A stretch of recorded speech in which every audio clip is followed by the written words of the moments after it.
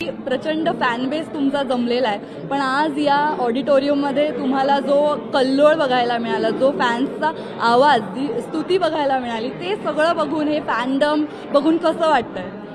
नाही, मुंबईत एवढे कॉन्टेंट क्रिएटर असताना लोकांनी तर आवाज केलाच, पण स्पेशली राज ठाकरे साहेबांनी जेव्हा वर बोलवलं आणि ते पण एवढ्या लोकांमध्ये एकट्याला त्यांनी कसं शोधलं माहीत नाही, पण त्यांनी शोधून मला बोलवलं की ये आणि कौतुक केलं की मी तुझं बघतो, माझा लाडका आहे वगैरे, हे शब्द त्यांच्याकडून येणं म्हणजे लाईफ टाईम अचिव्हमेंट अवॉर्डसारखंच आहे.